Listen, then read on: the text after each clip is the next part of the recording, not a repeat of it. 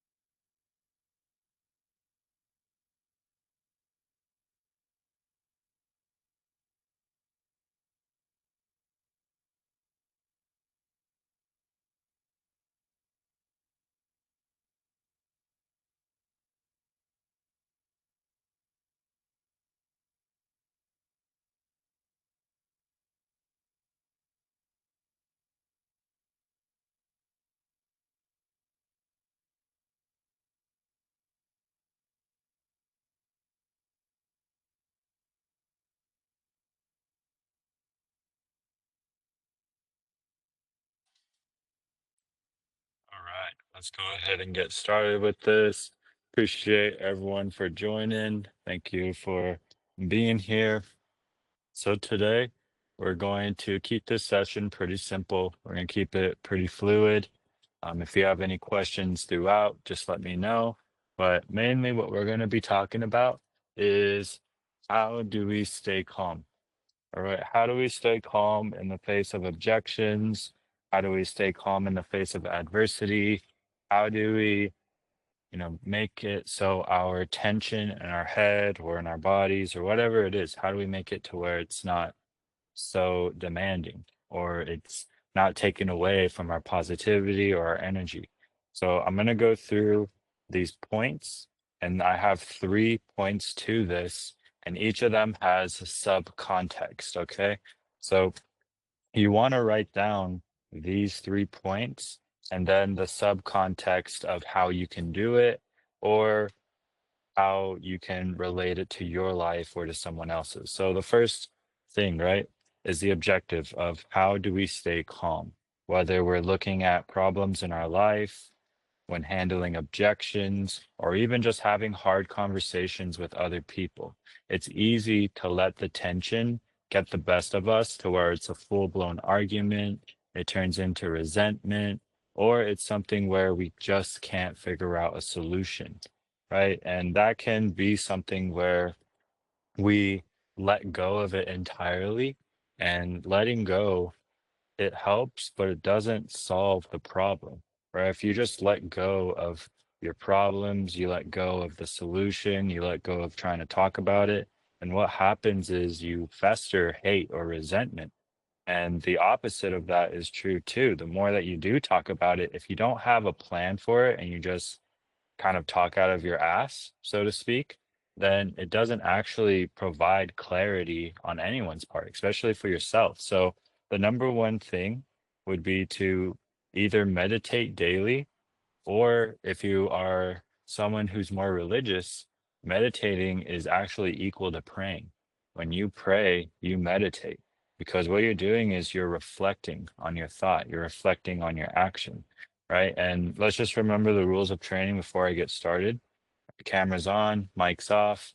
You don't have to talk, but you do have to have your camera on. If I don't see it on in the next 5 to 10 minutes, then you're going to get kicked and not let back in. So let's just remember those rules, and I don't want to keep repeating myself. So number two would be practice, practice, practice. Practice daily, practice your role playing, practice everything that you possibly can. And I'm going to get into these subcontexts for each of these 3 points. Now, number three is look at objections as just limited belief. Look at objections as just a limited belief and use it as a way to help others find confidence in themselves. So don't look at objections as rejection. Look at it as a way to redefine a limited belief. Look at it as a way to help someone be confident in themselves. Now, going back to number one, meditate daily or pray daily. When we look at that, what we're saying is how do we release tension? And when you do meditate daily and you pray daily, you put yourself into a long-term vision into the present. You're bringing that long-term vision into the now, right? And you're saying that I do have everything I need to be successful. I am doing the daily action to be successful. And what you want to do is you want to focus on failure as necessary to long-term success. The best entrepreneurs in the world, Sam Walton, the owner of Walmart, Tesla, Elon Musk, even if you look at presidents like either Joe Biden or Donald Trump, they've went through a lot of failure in their political careers or in their businesses in order to be the president of the United States. And now it doesn't matter where you fall on the line of are you Democrat or Republican? That's not the point. The point is that you need failure in order to be successful in whatever you do, whether it's starting a new job, doing sales, having a new business, or even a political thing or helping someone change, right? When you want to help someone grow or change, think about our kids, think about our relationships. You're going to fail at certain points. You're going to come across certain hurdles where I don't know what to do, right? But that is what is needed to have success in the long term. And now, when you meditate daily, what you're doing is you're seeing your failures as not a part of yourself, but just a habit. And that's what you want to think about it. Now, when you do pray or you meditate daily, it allows you to put distance between your thoughts, your feelings, and your action. And that's ultimately what you want to do because if you don't do that, you start seeing failure as a part of yourself. You start seeing all your failures as a reason to not keep going. So when you pray, you meditate daily, what you're actually doing is you're bringing the thoughts to the forefront, you're letting them go. And when you let go of that thought, when it comes back, there's a different feeling to it. And if you can do that almost on the daily, you're going to release the tension. You're going to feel better about yourself, and you're going to be here for the long haul, which is pretty hard for most people to do. They can't see the long term. They think if they fell 1 to 10 times, which is needed, then after that third or fourth time, they give up. right? But you need to keep constantly looking at this as a long-term game. Meditating allows you to do that, right? And so number two is to practice, practice, and practice. Now, I can't stress on this one enough. When you look at all the best, right? I've read books about Michael Jordan, I've read about Tiger Woods, I've read about Minor, I've studied Grant Cardone, and what I see about them is they became the best because they practice daily. They make it a habit to practice daily. And what happens from all that practicing is they instill competence. And now, once you have competence, which means you know what you're doing, you know how to do it, and you understand the ins and outs very down to a T, what it does is competence naturally gives confidence. And when you have competence, then what you're doing is you're finding material, you're studying your material more, and you're asking questions all of the time, not just to yourself, but to your leaders, to your teammates, to your team leads. And you're trying to figure out, how can I become more confident in my product, my service, my skill, or my job? That way I can show that on my calls or to my clients. So practicing daily is how the best became the best. Now, for Michael Jordan, for him, it was waking up at 6 a.m. in the morning and staying in the gym until about 10 a.m., if not 12 p.m. And while everyone else was in the weight room, everyone else went and ate breakfast, everyone else went and did whatever they did with their day, being in the sauna, whatever it is, he would stay in the gym. So he would be the first to arrive and the last to leave. Now, you don't need to do that to have success here. But what I am saying is if you don't block out a time to practice at least 1 to 2 hours a day, then you're not actually going to get that competence factor. And without the competence factor, you're not going to instill confidence inside of yourself. And so if you aren't confident at this point, then what's going to happen is you need to go back through your material and you need to ask yourself, what do I not know yet about my product or my service that would give me more confidence in it? Now, that also is looking at other markets, that's looking at competitors, that's looking at what is our unique proposition. Now, for us, our unique proposition would be that we do this all remotely. We're able to work at certain periods of the day that works for us. And you have a support system. So if you don't understand something, you have someone there to reach out for help. Right now, moving on to the third one, because I want to keep this short and brief for you. Number three, look at objections as just limited belief and use it as a way to help others feel confident about themselves. Now, if you see me looking off or you see me looking down, I actually wrote this all down for us just so I can stay on topic and keep this all very consistent. Now, there's a quote that was written by Aristotle. And what he said is, when you can argue from all sides effectively, you draw influence to yourself. And if you can look at that in business as objections just being a limited belief, and you want to put yourself in their shoes and say, can I argue from their side effectively?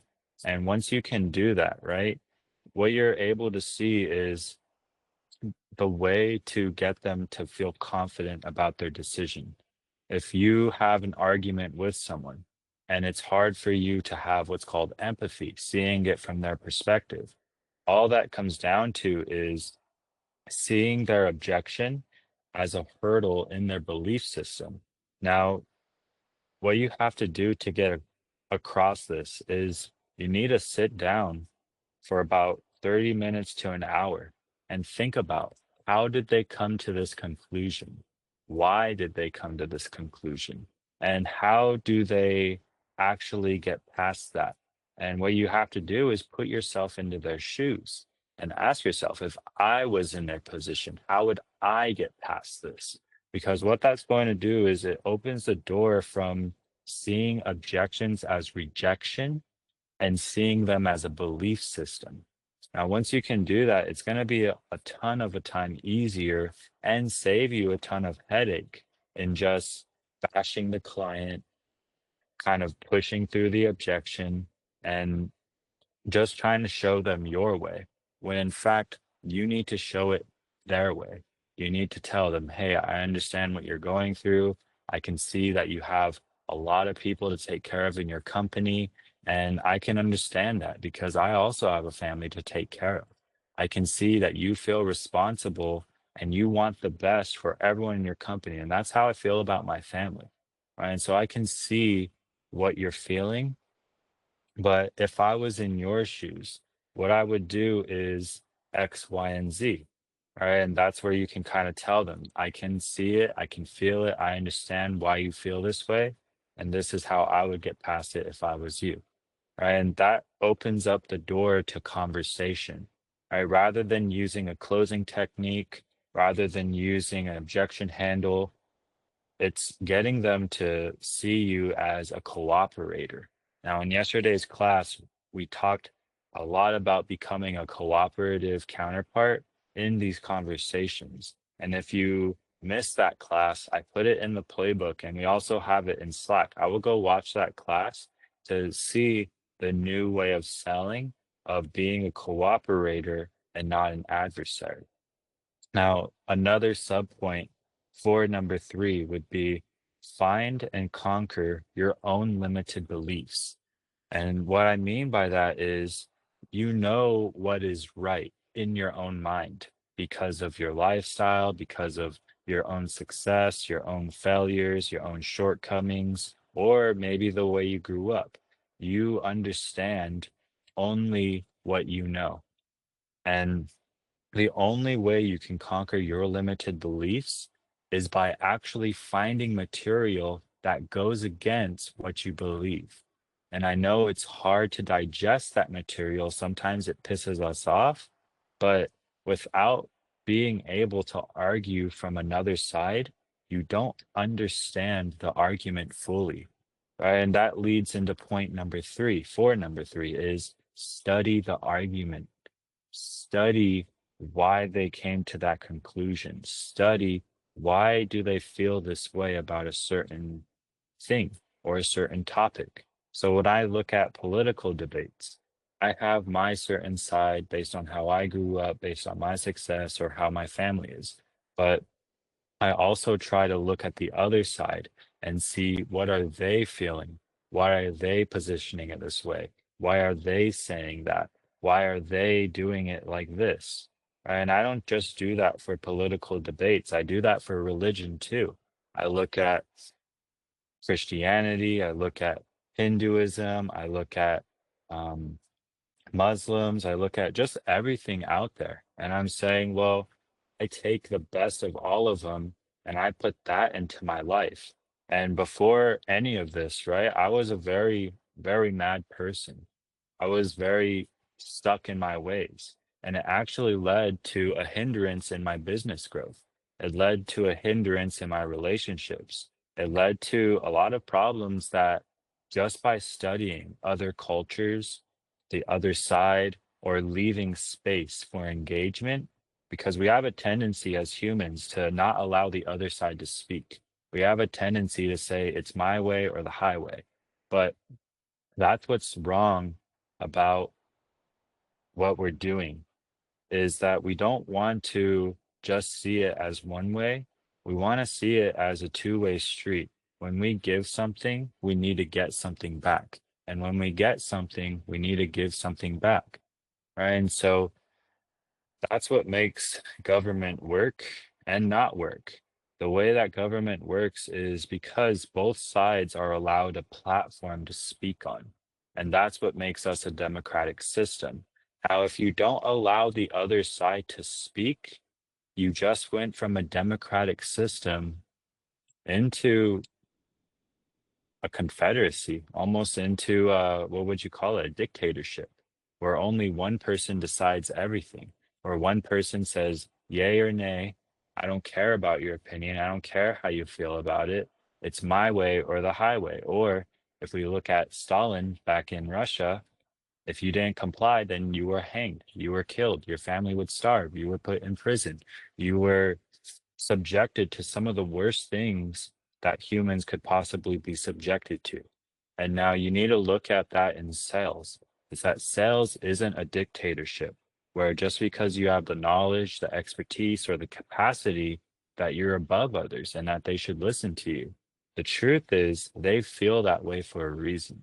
They feel that way because something has happened in their business, their life, or in their upbringing that brought them to this conclusion, right? And so if you can argue from their perspective by first starting by conquering your own beliefs, oppose what you know as right, find things that oppose what you know is right. And now this goes back to the sacred six. If you were to take 15 minutes a day, just finding opposing values to what you think is right. Now, a lot of people would say drinking alcohol is bad, but there's actual studies out there that say a shot of tequila a day actually is good for your gut health and your heart health. So while the argument is pretty strong that alcohol is bad, there's actually supported research that would say alcohol is actually good in small quantities. It's the same thing for marijuana. There's a ton of studies out there that say marijuana is bad. It is destructive to cognitive growth. It is destructive to consideration, and it lowers your impulsivity control, right? And when you look at other studies out there, there's also a ton of studies that say that marijuana is the way that people cope with stress. It actually lowers people's stress or the cortisol in our brains, and it actually leads to us being more open-minded to new ideas. And so while there's two differing opinions, you can find the middle of, all right, well, I don't smoke as a person and I don't want to be around people that smoke, but I think that there is a use for it, right? And that's the same thing with anger. There's a ton of studies out there that show that anger is bad, that anger is what gives people heart problems. It's what gives people strokes. It's what makes them go and kill other people. Is it's all fueled by anger. But there's a ton of other studies there that shows that anger is a good cause for motivation, that anger is a good cause for change, that anger is a way to get your blood levels up, and it gets your heart levels up to where it's actually in a healthy place, and it's actually relieves stress in your brain to have anger. Right. And so there's two sides to every argument. And that's why I wanted to be on those topics around drugs, political, and self-observance, is because we can go out there and look at all the things that we deem as right because of how we grew up or our past or where we're at in life now. But the truth is, when you can argue from both sides effectively, you draw influence to what you believe in.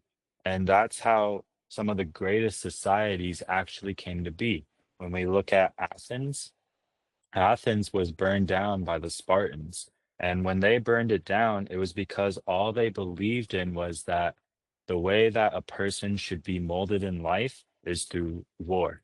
That they would take their kids, their teenagers, the boys, and they would put them into the wild and have them fend for themselves. And they would have to figure out the way home by themselves. And if they didn't come home, well, I guess then they're free to the world or they died.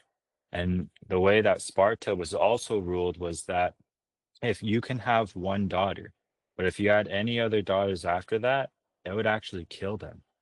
Right? And that's one way of thinking. Now, the way that Athens was ruled was they were a very knowledge-based community. The way that they did life was valid, all knowledge was valid. It was a very big community of outside countries coming in and doing ports in there, raising businesses in there. So when you went to Athens, you've seen a ton of different nationalities, a ton of different views. You've seen a ton of different races, and it was very cultivating. But the way that Sparta was ruled they seen that as a threat to their society. And so Sparta went into Athens and burned it down. They burned it to the ground. And one of the biggest libraries in history, the mausoleum of history, was burned to the ground. And so a lot of human history was lost because Sparta only seen their argument. And so what we can take from this history is that if we don't grow and see the other side of every argument, then we're no better than Sparta by burning down our political rival, burning down our adversary, and allowing them to be shackled into slavery. Right. And we don't want that. That's not how business is conquered. That's not how the greatest things in the world have happened.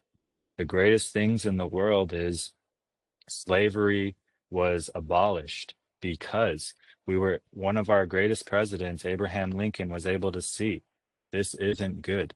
This is something that is going to keep us from growth.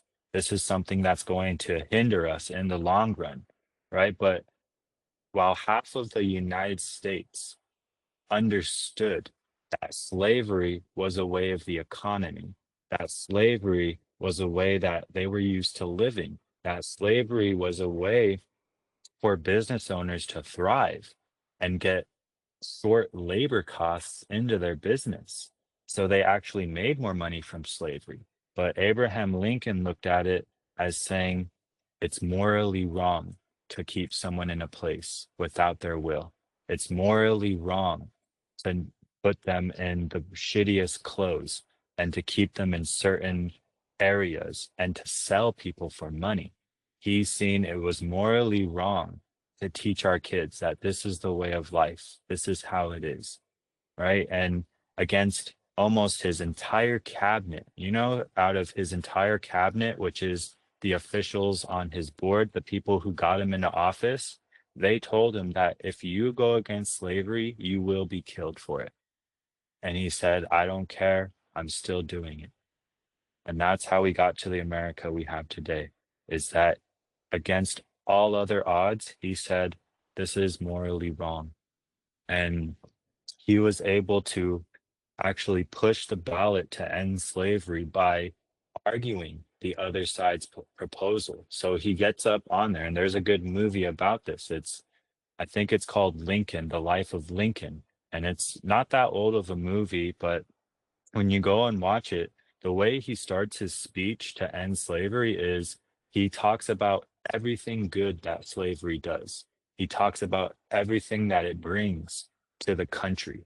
And then he went and he probed, well, what happens when they decide to rise up? What happens when they outnumber 30-1? And then he starts bringing up articles. Another plantation in the South, about 100 slaves rose up and they killed the owner. And now he does another one. In another plantation, they decided to rise up, and the owner lost the entire business because one of the slaves got out, went to the north, and then came back and sued him, and he lost his entire business. And now another one. He says that someone was jailed because they were seen beating their slaves. Now, when they were beating their slaves, it was actually illegal to do that. And so he talks about the morality of what if you were in their place and it was your family that was shackled. Right? And so all of this did is it showed them that this is morally wrong. Even though I'm making a ton of money from it, even though this is the way it's been for 100 years, this is morally wrong. And without a shadow of a doubt, it will kill my legacy, whether I want it to or not. Because the only way that you grow in a slavery business is by getting more slaves. And so eventually they're going to outnumber you. And what he did was he instilled fear into them by saying, you guys are right. By money wise, this is going to get you far. You guys are right about that. You are right by saying that 25% of our economy relies on it. But just because you're right doesn't mean that you're morally correct. Right? And so when we can look at that, it's just arguing the best of both sides and then the worst of both sides. Right? And that's what's made a lot of things in history really good. Even with George Washington during the Revolution, he started the same exact way, which is how Abraham Lincoln modeled that speech. Was George Washington looked and he said, "Well, I mean, we can be subservient to Britain. We can pay large amount of taxes. We can do this with them. We can subject our kids to their army. We can oppose all the Native Americans and push them off of their land. We can do that." And he said, "But this is why it's morally wrong. Even though this is correct from an economy standpoint, this is why it's morally wrong." And then he starts talking about the kids that he watched get killed from the Native American side. He watched how the British were treating the Americans as being a second class people and literally sending them as cannon fodder into wars, putting the Americans at the front line and then watching them get killed, and then they would go in after them. And then he talks about how Americans were not seen as a class of people in Great Britain. He talks about going over there himself and being treated as a second class citizen, not having a voice. And he said, eventually, we're going to get sick and tired of being sick and tired. And I'm going to be the first to say it. I'm sick and tired of it.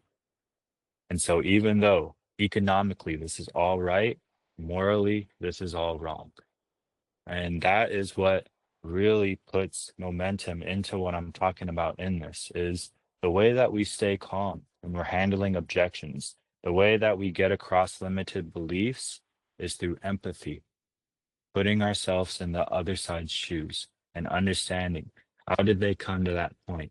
Why do they feel this way? And how can I best help them get over this limited belief?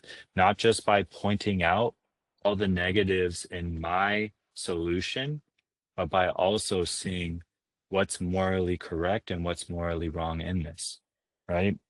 And so that's really what I have for us today is that when we look at how we stay calm, we can practice three things. We can meditate and pray daily to release the tension, to put our long-term vision into the present, to focus on failure as necessary to success, and allow us to put distance between our thoughts, our actions, and our feeling. Number two, we can practice, practice, and practice to get the competence that will naturally give us confidence. And by asking questions all the time, we consume more information that makes us more competent, which leads to more confidence. And then number three, we look as objections as just limited beliefs, and we use that as a way to help others feel confident about themselves and their decisions, not seeing objections as a rejection of us or for service, but seeing it as a potential hurdle in the client's belief system and then using that limited belief to conquer our own belief system and see that there's two sides to every single argument. And without seeing the other sides, we're never going to get them to see our own. And by studying those arguments, studying things in history that people have argued about a ton. And I gave you a few examples: slavery, the war between Sparta and Athens, and the coming of our country with George Washington. If you go and you study those debates, it actually is really good for building that empathy, for building the opposing side by allowing them to be seen, to be heard, and then showing them that even though you are right, this is why it's morally wrong. This is why it is wrong to think this way. But you are right to a certain degree. But to get to where you want to be, morally, this is why you're wrong. And what that does is it opens the conversation to where we can draw influence to ourselves. And even with the alcohol, the marijuana, and the political, those are really good topics to study too. And the reason I'm giving you all these topics is because in history, there has been nothing more argued about than that in the history of humankind. Now, we can get into the topics of immigration, we can get into the topics of abortion, we can get into the topics of all these other things. But really, if we stay on the standpoint of we want to look at both sides, both standpoints, you're going to have a lot easier time accepting what you cannot. And when it does piss you off, it gives you this, I want to say, space between getting mad and by just letting it go. Right. And so that's really what I have for everyone today. Do we have any questions, or do we have any tips or anything that you might be doing to stay calm daily?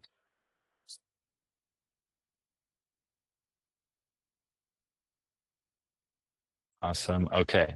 I did say that this would be a pretty short session. Looks like we're coming up to the 40, about 43rd minute. So I think that should sum up what we're doing today. I appreciate your time, and I'm gonna, right after this, if you want to finish the book reading, I'm gonna go post up the link, and then we're gonna finish up chapter 2 of Can't Hurt Me. So I appreciate you, everyone, and have a good day. Thank you.